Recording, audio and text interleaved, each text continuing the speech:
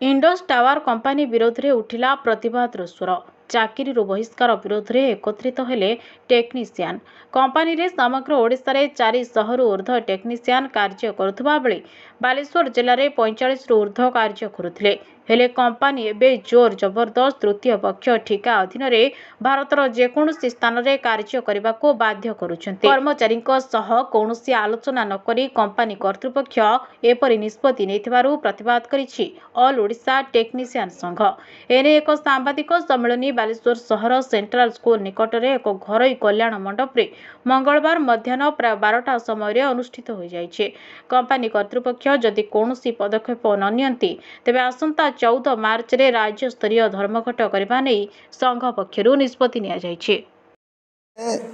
All Odisha भारतीय infrastructure contractual technicians union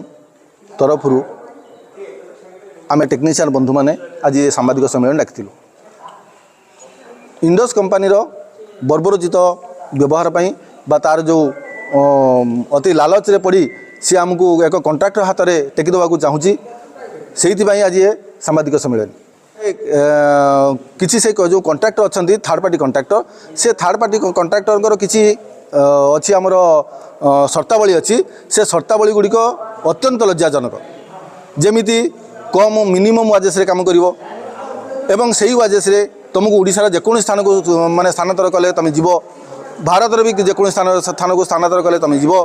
एवं से जदि न जाओ तुमको डायरेक्ट विदाउट नोटिस रे बाहर कर दिया हो। एबे कोन चाहउचंती आपण जे 14 तारिख गोटे ये करिया धारणा देबा एबे जो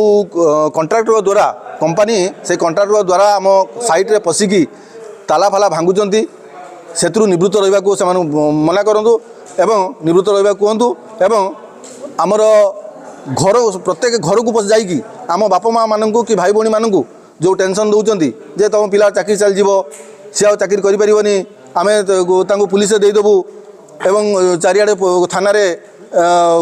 आमर आईएएस द्वारा डकई जो मेंटाली हारासमेंट कराऊँगी से मेंटाली हारासमेंट रु निवृत्त रुहतु एवं आम सह बा आम यूनियन सह